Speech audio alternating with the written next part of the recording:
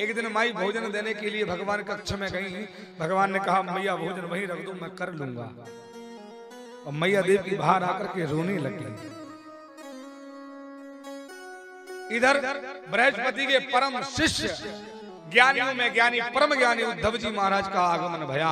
और उद्धव जी ने आकर के अपनी मैया देवकी को रोते हुए देखा। देवकी ने कहा उद्धव, मेरा श्याम ना जिस दिन से गुरुकुल से आया है ना, मेरा श्याम मुझसे बात नहीं करता, मेरा कान्हा मेरे हाथ का भोजन नहीं करता, भूखा सा रहता है, उखड़ा सा रहता है। उद्धव जी ने कहा माई चिंता मत कर, मैं जाता हूं, मैं श्याम से बात करूंगा। उद्धव जी महाराज कक्ष में गए ना, तो मेरे बाके बिहारी दीवार तरफ मुंह करके बैठे हैं। उद्धव जी ने जब पकड़ के इस तरफ मुंह किया ना, तो नेत्रन से आंसू की धार लगी है।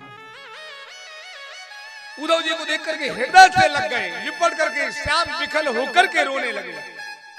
उद्धव जी ने कहा कान्हा, ये बिथा है क्या, ऐसे क्यों कर रहे हो?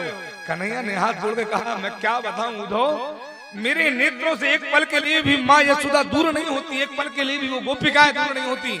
मेरे हृदय से ना एक पल के लिए भी, मुझे आज भी वो दिन याद है जब युद्ध भूमि में युद्ध होने के बाद में नंद बाबा ने मुझसे मुरझाए हुए चेहरे से कहा था श्याम घर चले, लाला घर चले, माँ इंतजार कर रही है। मैंने दो टूक वाणी में कह दिया बाबा तुम जाओ, मैं यहाँ का काज भाज निपटा के समय मिला के आ जाऊंगा। मेरे बाबा मुरझाया था चेहरा लेकर के यहाँ से लौट गए। और मेरी माँ आज न जाने क्या कर रही होगी वहां। उद्धव कहते हैं कन्हैया आज ना मोही ब्रज बिसरत नाही, हंस सुता को सुंदर कलरवी,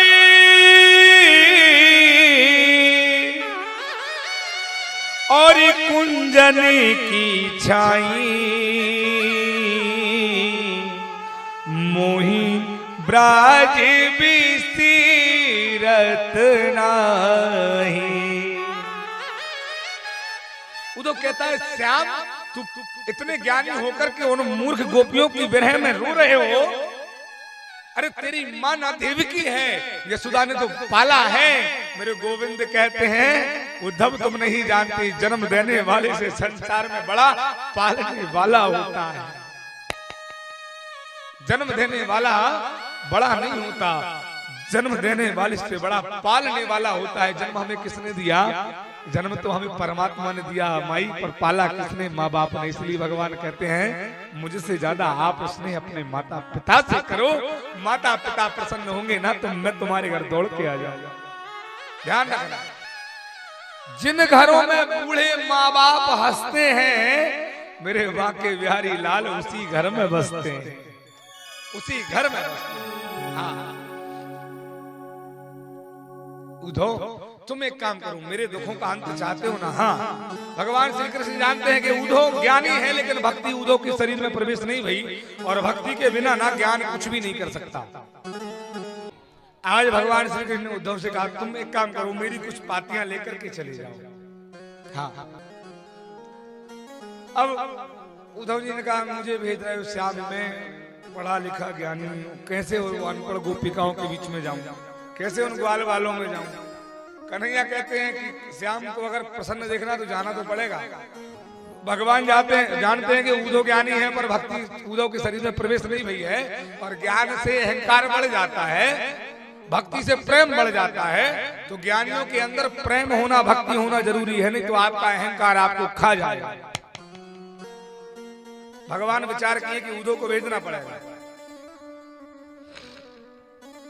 अब उद्धव ने पत्रिकाएं ली, भगवान कृष्ण का संदेशा लिया, और कृष्ण का संदेशा लेकर के उद्धव जी महाराज चले। अब उद्धव जी को जब चले ना, तो उद्धव जी के रथ को आता हुआ देख करके ब्रजभूमि का दर्शन करिए। आज भगवान कई दिनों से नहीं गए हैं, दर्शन कीजिएगा ब्रजभूमि आज कैसी है बिना श्याम के। श्याम जब थे ना, कल की कथा में, परसों की कथा में हम सुने कि ब्रजभूमि में श्याम थे, तो ब्रजभूमि कैसी थी। आज ब्रजभूमि में श्याम नहीं है, तो आज ब्रजभूमि कैसी है दर्शन कीजिए।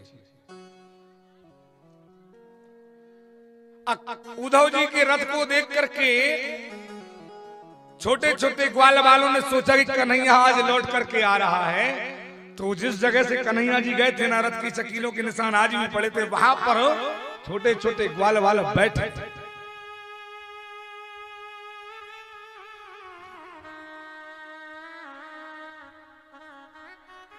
और छोटे छोटे ग्वाल वाल देखे कि रथ आ रहा है, मतलब कन्हैया आ रहा है, हमारा श्याम आ रहा है, हमारा श्याम आ रहा है।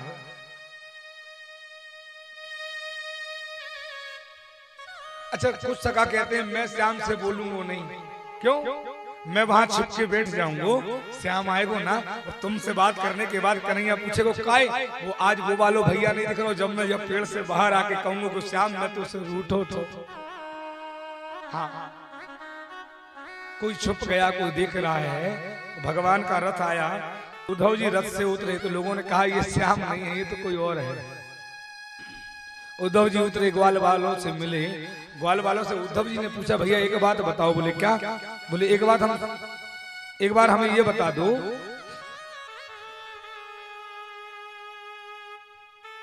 यशोदा जी का महल कहाँ है? ग्वाल वालों ने नीचा मस्तक करके कहा आपको यशोदा जी के महल का दर्शन करना है, जाना है, पहुंचना है, तो हमारे जानने की कोई आवश्यकता नहीं है। क्यों? आप एक काम कीजिए, ये जो पनारा आपको दिख रहा है, पनारा समझते हैं, हमारी भाषा में कहें तो जल की एक नाली। ये छोटे से नाला बड़ा होता है, नाली छोटी होती है, पनारा कहते हैं। ये जो जल का पनारा है ना, उस पनारे से लगे लगे लगे लगे आप चले जाइए, जहां ये पनारा खत्म होगा ना, वहां पर तुमको मैया यशोदा का महल मिल जाएगा। उद्धव जी महाराज उस जल के पनारे पनारे पनारे पनारे चले गए और पहुंचते पहुंचते वहां पहुंचे जहां मैया यशोदा बैठी हैं। मैया आप ध्यान दीजिएगा, दर्शन कीजिएगा।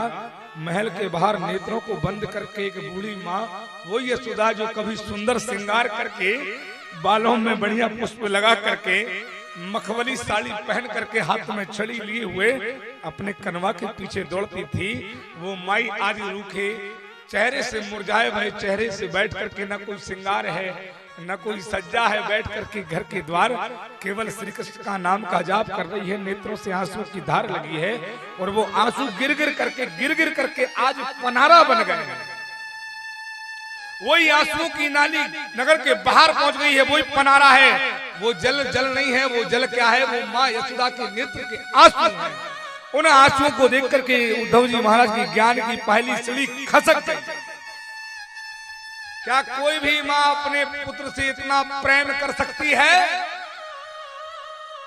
उद्धव जी के ज्ञान की सीढ़ी सरक गई। वाह माँ, वाह जननी, आज तेरे दर्शन पाकर के ये उद्धव धन्य होगा। धीरे से उद्धव जी महाराज ने कहा माँ, ओ माँ। जैसे ही जोर से कहा ना माँ, तो मैया यशोदा चिल्लाई, चुप हो जा, चिल्ला मत भैया, चुप हो जा। क्यों? अभी मैंने भोजन करा के मेरे ललना को पलना में सुलायो है। एक बड़ी मुश्किल से मेरे श्याम को नींद लगी है। अगर तू चिल्लाएगा ना तो मेरे कान्हा की नींद खुल जाएगी, और मेरे लाला की नींद खुलेगी ना तो मुखों बड़ी परेशानी होगी। यहाँ दूसरी सीढ़ी खसक गई। कान्हा को मैं वहां छोड़ करके आया हूँ, माई कहती मैंने यहाँ। और फिर वही यशोदा बाबरी से होके पकड़ा उद्धव का हाथ। भैया देख, इसी आंगन में ना मेरा श्याम खेलता था, अंदर ले गई। ये मेरा रसोई घर है, यहाँ मैं कुछ भी बनाती थी ना, मेरा श्याम घुटमन आकर के उस भोग को जूठा कर देता था। मैं चिल्लाती थी। मुझे तो आज पता लगा कि मेरा कान्हा जूठा नहीं करता था, मेरा श्याम तो मेरे बनाए भय भोजन का भोग लगाता था। हाथ पकड़ करके घर घुमा रही है। घर घुमा करके पहुंची, छोटा सा दरबार का आंगन है, 25 चौक का महल है नंदरानी का। छोटी मोटी नहीं है नंदरानी, ध्यान रखना। हीरे जवाहरात से जड़ा हुआ महल आज शमशान सा लग रहा है बिना भगवान के। अंदर लेकर के गई उद्धव, ये वो स्थान है एक दिन मेरे कान्हा को बहुत भूख लग रही थी, तो मैं किसी काम में ज्यादा व्यस्त थी। मैंने कन्हैया को आधी रोटी में माखन लगा करके हाथ में दिया। मेरा कान्हा यहाँ ना खूब उछल उछल के हाथ में वो रोटी लिए माखन रोटी खा रहा था। जिसके पाँव में पैजनी पड़ी थी ना, मेरे कान में आवाज आ रही थी। उस दिन मैं अपने लाल को देख करके बहुत खुश थी, बहुत। तो कन्हैया उछल उछल के रोटी खा रहा था और पाँव की पैजनी की आवाज आ रही थी। धूरी धरे अंग सोहत श्याम जू, उद्धव कैसी बनी सिर सुंदर चोटी, खेलत खात फिरे अंगना, पग पैजन बाजत पीरी कछोटे, या छवि को रति खानी बिलोकती, वारती काम कलान धियो की। उसी दिन एक कौआ आया और एक कौए ने मेरे श्याम के हाथ से वो रोटी जो भगवान आदि खाए थे ना, काग के भाग बड़े सजनी, हरि हाथी सोले गयो माखन रोटी। श्याम के हाथ से रोटी छुड़ा करके ले गया, हाथ पकड़ा, देख भैया इसी झूले में, इसी पलने में मैं अपने श्याम सुंदर सलोने को मोर पंख लगा के सजा के सुंदर श्रृंगार करके पूर्ण भोजन करा के अपने इन हाथों से कन्हैया को इसी पलने में सुलाया करती थी। माई पलने के पास पहुंची ना, धड़ाम से मूर्छित होकर के